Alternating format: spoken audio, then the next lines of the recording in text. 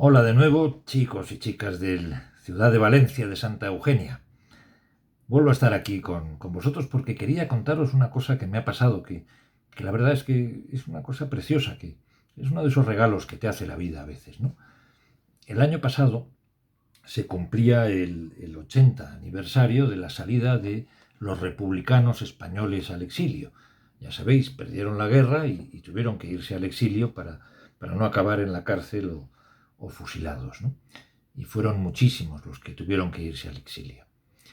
Y buscando información sobre eso, pues me enteré de que Federico García Lorca, por ejemplo, tenía un hermano pequeño que se llamaba Francisco, que también era poeta, que escribía una poesía preciosa y que cuando asesinaron a Federico, a su hermano, se fue al exilio a Estados Unidos y dejó de escribir poesía.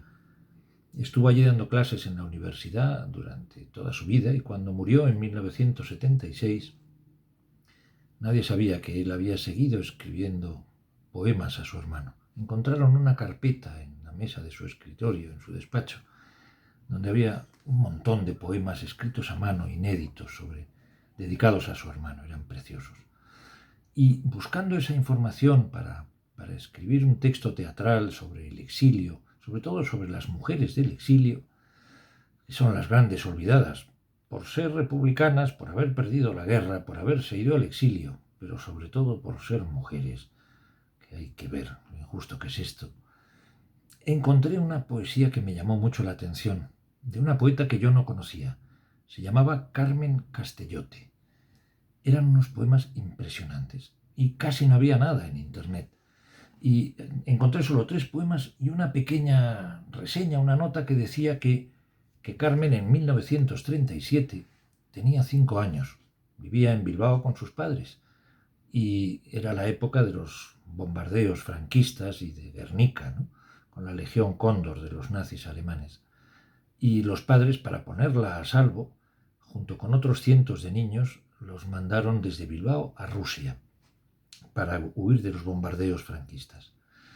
Se fue sola, con 5 años, ¿os imagináis? A un país que no conocía, sola, con una lengua que no conocía, y iba a pasar allí unos meses, pero la guerra duró 3 años y no pudo volver. Y a ella le cogió luego la Segunda Guerra Mundial estando en Rusia. Tenía 9 años y la pasó sola.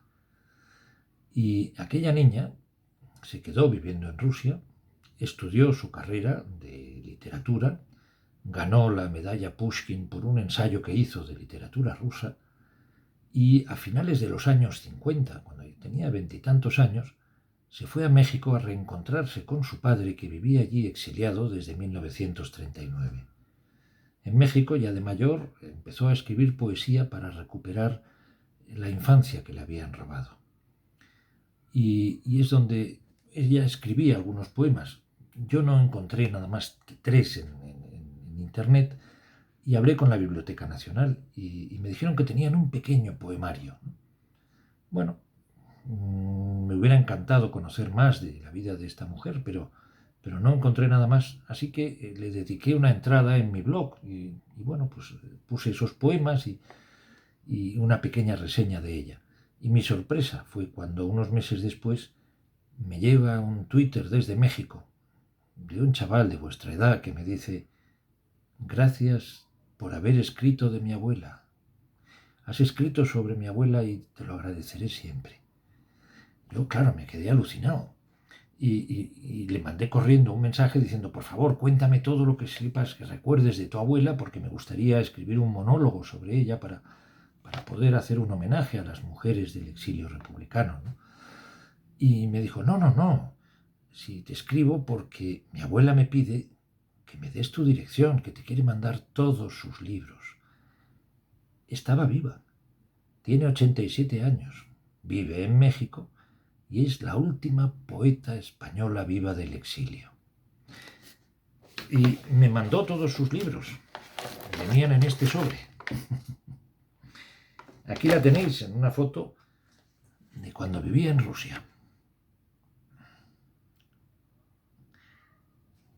Y desde entonces hemos mantenido una correspondencia muy fluida. Yo le he mandado todos mis libros, ella los suyos, y os puedo decir que es una mujer maravillosa, con una sensibilidad increíble. Y ahora que os he contado la historia y cómo la vida a veces nos hace esos regalos, ¿no? El haber podido conocer a esta mujer a mí ha sido uno de los mejores regalos que me podían hacer. Quería leeros un poema que ella escribió recordando esos años que pasó en Rusia cuando era niña, cuando iba a una escuela en un pequeño pueblo de Siberia. Imaginaros aquello lleno de nieve, ¿no? Con mucho frío, y ella sola, dormían en colchones dentro de la escuela. Y el pueblo se llamaba Tundrija. Y este es el poema que ella escribió. Se llama Escuela de Tundrija. ¿Habrá sol en algún sitio de la tierra? Nosotros somos el frío de una escuela de Siberia que detiene la calle con su alfabeto mudo. ¿Cómo cabemos en tal cerrado frío? Sin colchones, huérfanos cuerpo y cuerpo, buscamos la última gota de calor que se duerme en la sombra vecina. El miedo zarandea la puerta y las ventanas. Los ojos se suicidan en la noche. Quizá en alguna parte el hombre duerma. Nosotros somos esta terca medida del frío. Lloran aquí y allá, y no sé cuál es mi llanto. Crece el invierno sobre la escuela nimia, y cómo detener sus troicas con manos que no nacen todavía. Seremos fuertes con el habla porque hablando la noche es limpia fuga. Pero tenemos el duro asalto del silencio. Un viento nos rescata del olvido.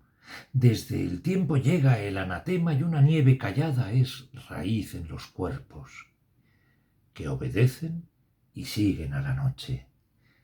El alba en los cristales persiste y hiere más. Hay que empezar de nuevo la jornada con los ojos desvelados en el frío. El recuerdo nos lleva a la estufa, fuera ya del triunfo del calor. La calle está ahí, pero no es nuestra, así, desarropados. No hay comida. Hay agua, manjar largo cuando los frutos duermen bajo la guerra. Es nuestro plato, al que no llega el pan, porque el invierno mata los caminos. La novedad en la aldea es incendio. Hablan de los niños que vinieron de lejos y que duermen en el suelo de su escuela. Por un instante, la nieve evade las ventanas. Son los chicos de Tundrija atados al cristal. Algunos nos asaltan con sus ojos mayores. Rompen el hielo que se asombra en los vasos, nos ofrecen pepitas de girasol y nos preguntan si hay pan en nuestro idioma. Las clases regresan a la escuela. Las viejas aulas despiertan su alfabeto. Junto a las camas que llegan, crecen los pupitres, se despiertan los gritos de los pasillos. ¿Se ha escapado la nieve? ¿Qué ha sido de la escuela? De los niños ausentes que enredaron mi nombre. Y del pequeño que el primer día de clases dijo, al aún secuestrado en el asombro, ¿qué miras? ¿Es que nunca has visto a la gente?